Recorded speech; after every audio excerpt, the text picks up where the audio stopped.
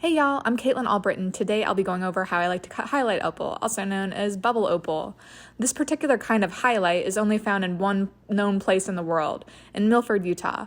Currently, this site is managed under the Rock Dreams claim, which is owned by the fabulous folks Mark and Pam Marriott, who are allowing visitors to come out and take home opal rough for a small fee. Today, this tutorial assumes that you know how to make cabochons already, but I'll go over how to sort through your rough material, how to cut out the layers of bubble opal slabettes, then how best to dome the surface for optimal bubbleliciousness. I also want to make a shout out to Kenneth Shelley, who was our guide when my husband and I came out to the Rock Dreams claim this past fall, since he helped us find some killer rough and gave us all of his pointers on how to cut this really special material. It can be a little intimidating at first because goodness knows you don't want to botch your hard-earned material, but if you work with some of the smaller pieces of rough to test out the waters, it'll be all good. Without further ado, let's get right to it. All right, so first things first with bubble opal is taking a look at all the awesome material you collected out at the Rock Dreams claim and analyzing it and seeing what we can do with each of these pieces. So I pulled together 5 different pieces that I think will be suitable to cut. I don't know if they'll have good bubbles or not. That's why I picked a couple of different pieces and then I labeled them so that as soon as I finish cutting it, you'll remember what they look like rough. And then once we kind of make little mini slabs kind of like this, which when you get wet, you can see the different bubble in it. So we'll start with this one here. I get them wet just so I can see what I'm doing. This piece is pretty cool because it has the botryoidal kind of texture on the top already, and you can almost see some of the silver sheen through it when the light hits it, like right there. That's awesome. It's a nice thick layer. We want something that's pretty thick so when we make cabs, you have room for error, you have room for cutting, and when you have a thick enough layer too, sometimes you can cut them a little bit thinner. With a piece like this, it might be cool not to completely cab out the top. Like with this piece here, I actually just made it so the sides of it are cantered a bit for jewelry, but then the top, I just polished it a little bit with I think Zam for this one. I didn't do anything too crazy, just on the flex shaft. So I kind of left the natural surface, but you have that silver sheen plus the texture of it. And I think that's pretty cool to leave it a little bit more natural. So we have this. What I will do on the slab saw though is cut a straight line. You can see from the side a pretty natural line running through here where you have the really clear layer. It almost looks gray instead of white, and it's see-through. If you flash a light through it, you can see all the way through it. So I will take this on the slab saw and cut all this junk off. So this will be cut off. This here, I actually already made my lines, but if we get it wet, you can see, excuse me, sorry about that, a natural line here. So that's where I will cut. Actually, I might cut this on the trim saw instead so I can keep not more material because my trim saw blade is a little bit thinner, because I think this might make a nice cab with the silver sheen in it.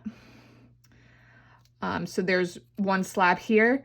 I'll cut here, maybe on the trim saw too, to get rid of this colored bit of material here that I don't want.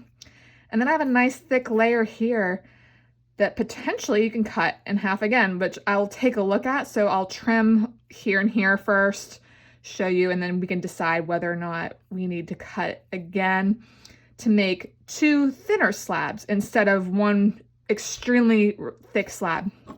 One thing that I can do with these thinner slabs that I've been doing with a lot of my jewelry is taking them and making a doublet. So if I get these wet real quick, I have a nice bubble opal layer here, and it has a lot of rainbow, what I call rainbow sprinkles in it. You can see in the light a little bit. I think black really accentuates that and makes it look like crushed glass.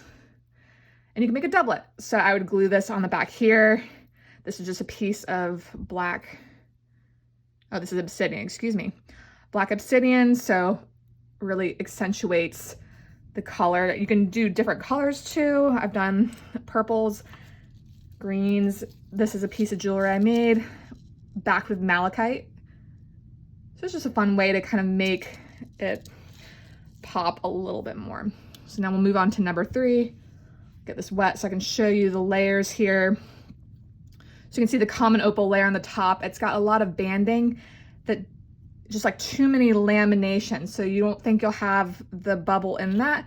But right here, it looks like it's got the potential for a nice solid layer of bubble.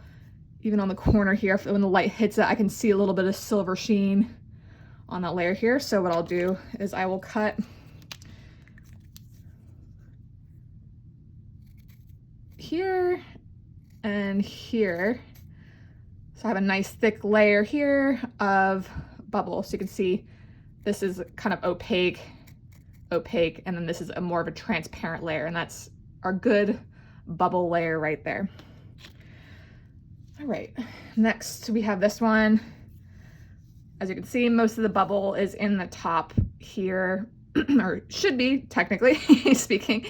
More of the transparent layers here. So I'm gonna cut here, and then it's got like a little bit of a hat, which is opaque. So I'm gonna cut here and here and have a nice thick layer, and then I can decide whether or not I wanna trim this further, you know, cut it in half on the trim saw to make 2 thinner slabs here.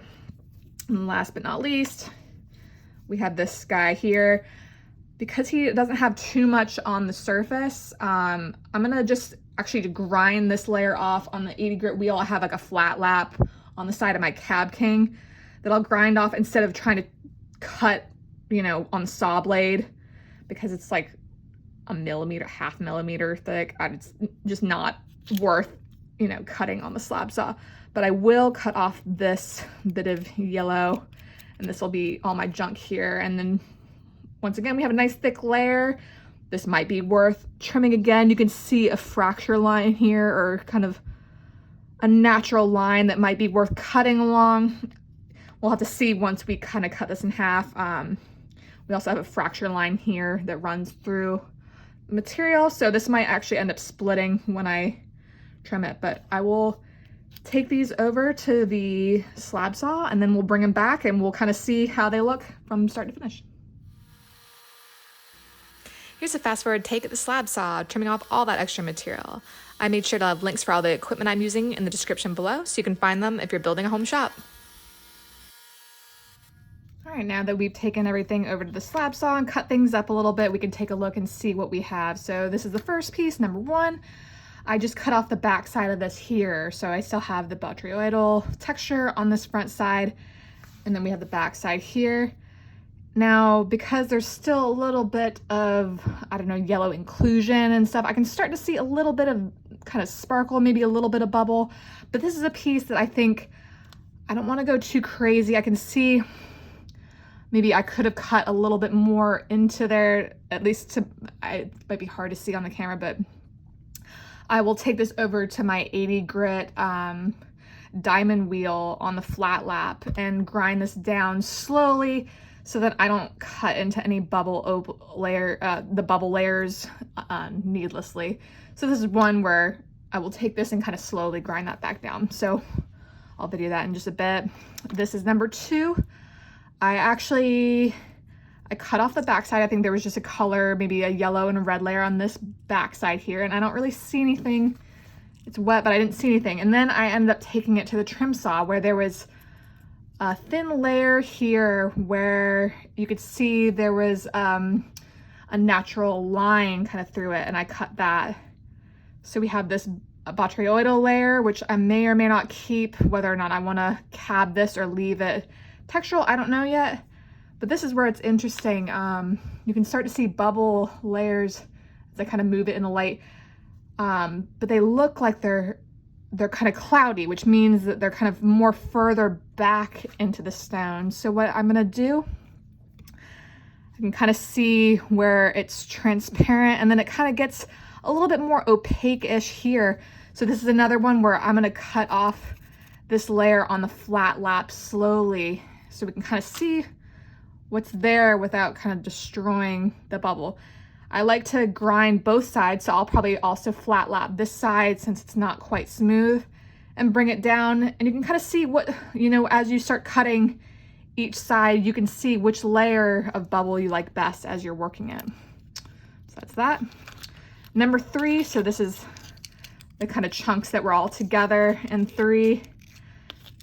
But when I get this wet, I actually didn't see any bubble layer, really. I mean, there's some botryoidal here. I think when some light hit it, there was a little bit of rainbow here. Yeah, right there in that corner right there. But other than that, this one didn't have much of anything in it. And I kind of had high hopes for this one. So that might happen too. You might cut it and expect something and then you get nothing, which is here we go. But then you have pieces like this one. We had this really thick layer on the bottom, a pretty good sized chunk of the bubble here, and then there was another layer on the side, which I think it kind of crumbled to pieces in the video, you could see. But this one is pretty incredible. So this is like the eye candy you're waiting for when you cut it open. So we have some kind of shimmery, not quite fully bubble on this side, but yeah, the kind of stardust pockets there. And then on this side, you have some really beautiful silver sheen. Isn't that awesome? See, this is the candy here that you're looking for. So this I'll also tape to the flat lap. I didn't quite get a good clean cut on this side. Plus I want to kind of get rid of those inclusions on that side. So I'll take this to the flat lap. I'll take all into the flat lap and then we'll see what we get out of it. And then number 5 here, this is kind of how it looked. So this is the top little hat. Also an awesome piece. This has a lot of color flash in it all throughout. So it's not quite bubbly, but you have like the, what's I call rainbow sprinkles here all throughout this side. The other side, not so much. You could probably grind this down so you don't have such a thick cabochon as you start working with it. Most of it's in that top layer. As you can see the seam that runs through, you can see the kind of little dotted lines. So you don't want to cut past that since all your color and bubble seems to be in that. But you will see here in this piece that I have a fraction line here, here, and here, kind of like a peace sign. So as you decide to make your cabochon with this particular slabette, you might want to work around these fractures. I think these ones are probably healed, but it's kind of nice just to have a nice solid cabochon without any of the fracture lines through it. All right, so I'll take this over to the flat lap and we'll see if we can kind of grind this down further to see what else we have here.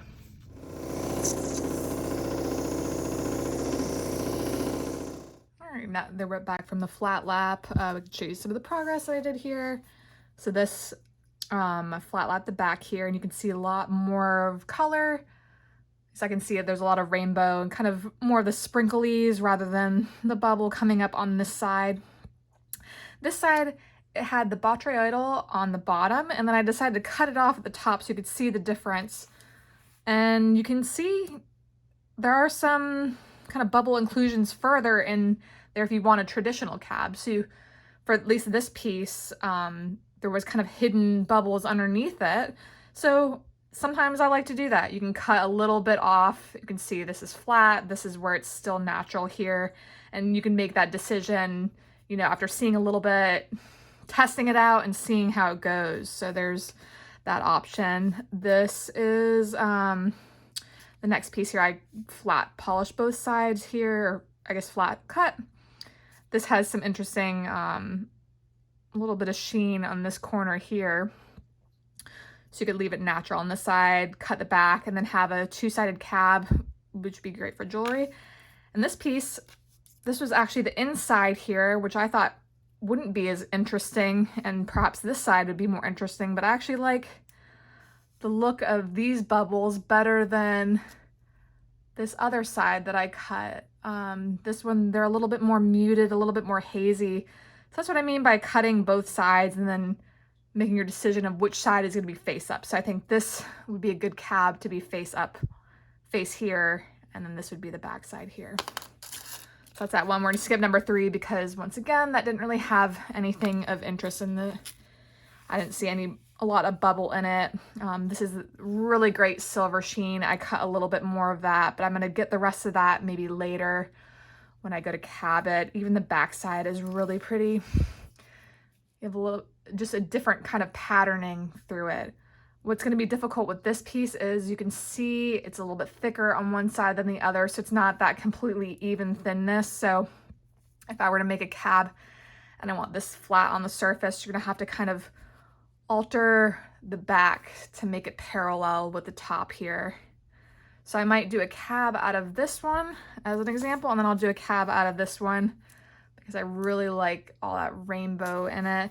So this was actually all put together like this because I like to check out my options and know what I can do with it, because this is a really thick piece and there was like a kind of hairline, I don't know, just inclusion line through it. I was figuring, you know, this would be a good piece to sample, especially since it had like the kind of peace sign fracture line through it. So I cut off this corner and then I cut it in half. So these are the two pieces I trimmed to make kind of thinner mini slabs to see if there is anything of interest on either side. And you can get, definitely on this side, you can see a little bit more of the reflection. But I think I liked it better altogether, so I might keep it this altogether. Sometimes though, you can cut them in half and get some really cool results. I think these would be great to do doublets with. So I have like a little piece of phosphosiderite here, which would be great as like a backing. You have that nice bit of purple, and then you can have the bubbles kind of on top of it. So for my examples, for my cabs, I'll do one out of each of these. For these pieces, I think I'm gonna go a little bit more freeform. For this, I think this was number 5. I'm gonna use that hairline fracture that I saw here and do more of a cab on this bigger piece here. I might end up cutting off a little bit more off the bottom so it's not as thick, because it's pretty thick right now. Same goes with this one. Because of the weird uneven thickness, it's mostly thick on this side, so I'm just gonna cut off this portion here, maybe a little bit more, maybe do more of a rectangle or some kind of oval one here. I'm not quite sure. I might kind of play it by ear, but at least I have a kind of even thickness. I might take off just a little bit more off the back and to kind of flatten it and make it parallel to the top part here.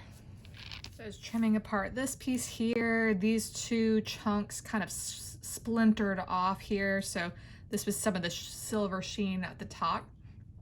It kind of splintered off. I think there was kind of a layer that didn't look like it was quite connected there that split off, but actually there's still some really interesting sheen in here still. I think it's a little bit more colored. It's like almost a gold sheen instead of the silver. You might still even get a little, I mean, this is teeny still, but this might be something worth keeping and doing one of the doublets. So I'm gonna still work with this and we'll see how it turns out. On the 80 grit diamond wheel, I'm just doing some roughing in of the shape I want my freeform cabochons to be. This machine I'm using is an 8-inch Cab King. I really prefer this one over other cabbing machines as you get fresh water dripping from above the wheel instead of it recycling in the pan below as you work. Once again, I have links below so you can purchase these pieces of equipment. After I'm done with shaping, I use a permanent marker propped up at the back with a pencil to make my girdle line even around the cabochon. Next, I'll start working on beveling for the cabochon dome, usually starting with around a 60-degree angle or so and cutting away my permanent marker girdle line. Once I finish with 60 degrees all the way around, I'll do 45-ish degrees before slowly working circular grinds to the center. Now, I mostly cab without dopping because I do that a lot for my inlay jewelry pieces, but for this example, I dopped one of the two cabs on a nail with some super glue. Whether or not you use 80 or 220 diamond wheel to dome your cab is up to you, but I kind of like using the 220, especially if the bubble opal layer seems close to the surface and I don't want to risk cutting it off. One way you can guess whether or not it's close is by noting its clarity. When the bubbles appear kind of hazy, they tend to be in the layers further back, so you have a little bit more wiggle room to cut those layers down. I know in wood shops, they make sure to tell you to measure twice, cut once, and the same idea applies here. Just keep making sure to look at your bubble opal while it's wet every so often so you don't end up cutting into your most bubbly layer. So with bubble opal cabs, I don't like to do too much of a high dome. You can see for the most part, it's pretty flat and level across. I've even done a few cabs where it actually was kind of flat on the surface because I think it really captures the most of the bubble in the piece here. As you can see, sometimes when it's domed a little bit too heavy, you can only see the bubble really in the center because I think the layers are a little bit more flat. that they do better with just that real simple dome. Same with this one. Real low dome across. I'll kind of make that a little bit better after I get off the 280. I'll start working on the resin wheels now. Once I'm done with shaping on the diamond wheels, I'll move to the 280 resin to finalize shaping that dome, making sure it's smooth and there aren't any flat spots. Next, I'll move to 600, then 1200, then 3000. I'm sure you can move through other higher wheels or go through different stages than what I've done, but I'd say this gives a pretty high quality result. For your final polish, I'm using a felt pad sprayed with tin oxide and water, shaken up in a spray bottle. You could also use leather instead of felt, so that's another option for polishing. Now if you're dopping, make sure to carefully remove your dop stick, then you can go through all the stages of polishing the backside of your cabochon too. And there you have it. This cabochon is from the number 4 piece of rough we worked through together from start to finish. Even though that silver sheen top layer splintered off, I was lucky enough that there was some gold sheen bubble opal underneath it with some really nice red flash coming through the middle. Even the backside is sporting some softer bubbles dancing around in the light, making it hard to decide whether it should be a display piece or set for jewelry. Now, this is the other cabochon I made from the 5th piece of rough, and possibly one of my favorites I've cut so far because I've never seen this much rainbow sprinkle inclusions before in one piece. The minimal doming really brings out the light play in this one. It almost reminds me of rainbow lattice sunstone with all that color. Once again, even the backside was well worth polishing, with inverted bubble formations catching the light as you move it around.